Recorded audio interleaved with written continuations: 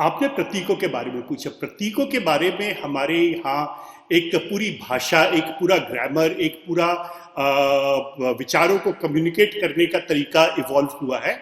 और भारत में शिल्पशास्त्र में बड़े डिटेल में सिस्टमेटाइज करके समझाया गया है कि प्रतीक का मतलब क्या है, प्रतीक को किस तरह से इस्तेमाल किया जाना चाहिए।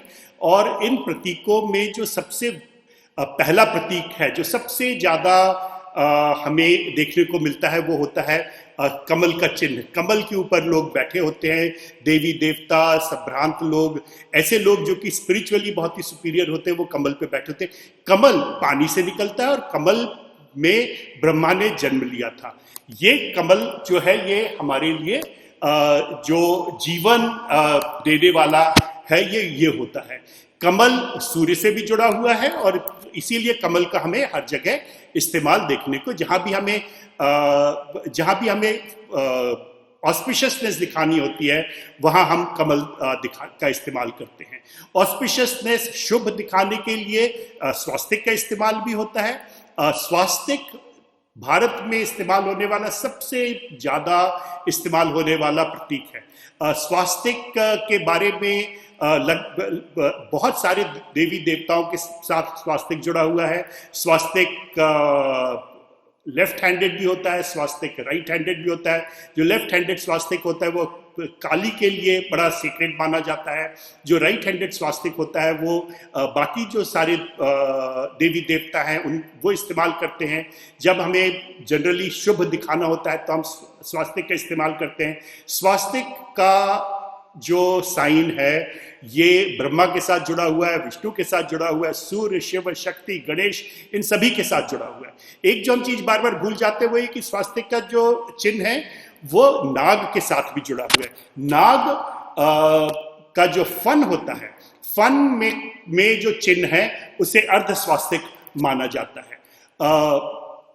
नाग क्या है? नाग हमारे यहाँ वो है जिसमें कि जो शेष हो गया वो शेष नाग हुआ। शेष नाग जो समय को दर्शाता है, जिसके फन से जब काल खत्म हो जाता है, जिसके फन से आग निकलती है और वो पूरी सृष्टि को नष्ट करने की क्षमता रखता है। और जब सृष्टि को नष्ट कर देता है तो उससे एक नई सृष्टि का जन्म होता है। और ये जो नई सृष्टि होती है ये विष्णु, ब्रह्मा, महेश की मदद से फिर से जीवन पाती है।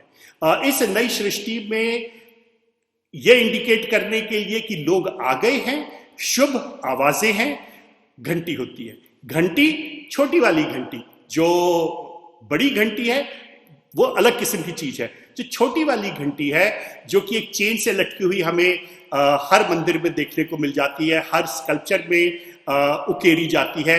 काशी विश्वनाथ के स्कल्पचर्स में हमें देखने को मिलती है। ज्ञानवापी के अंदर कहा जाता है कि घंटी मिली है। इस घंटी की जो मधुर आवाज है वो जीवन को द्योतित करती है, जीवन को इंडिकेट करती है। और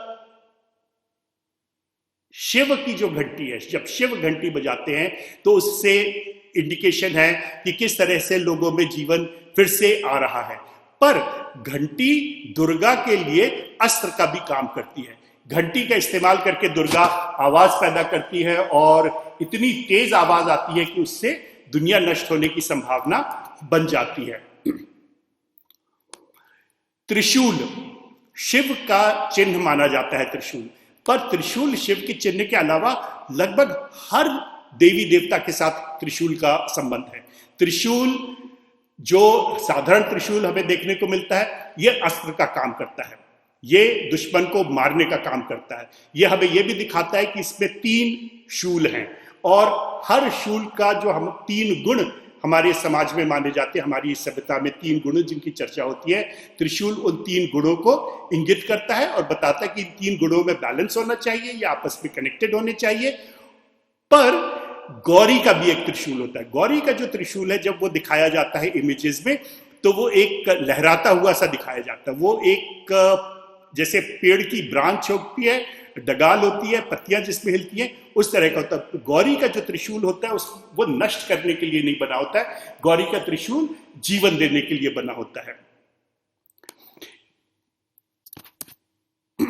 डमरू, डमरू का जो शेप है, डमरू का शेप जिसको आइडियल महिला का शेप, आइडियल देवी का शेप वो बताया जाता है। डमरू जो है ये शिव के हाथ में रहता है, शिव डमरू का इस्तेमाल करते हैं। डमरू के साथ जो एक इंटरेस्टिंग चीज है वो ये है कि डमरू और किसी भगवान के साथ नहीं जुड़ा होता। और एंथ्रोपोलॉजिस्ट और जो आइकोनोग्राफी स्टडी करने वाले लोग हैं उनका कहना है कि हो सकता है डमरू पुराने समय से हमारे देश में जो ट्राइबल सोसाइटीज थी उनसे निकलकर आता था। तो एक इन सारे प्रतीकों में एक जो चीज गौर करने वाली है वो ये कि इनमें कंटिन्यूटीज बहुत ज्यादा। ध्यान रखिए ये प्रतीक हमारे यहाँ कई हजार सालों से चले आ रहे हैं। आजकल जो राखी गढ़ी में खुदाई चल रही है जो कि करीब 8000 साल पुरानी खुदाई चल रही है, वहां भी हमें ये प्रतीक इसी तरह से देखने को मिलते हैं जिस तरह से कि हम लोग इनका आजकल इस्तेमाल करते हैं, हम जिस तरह से इनको आज देखते हैं।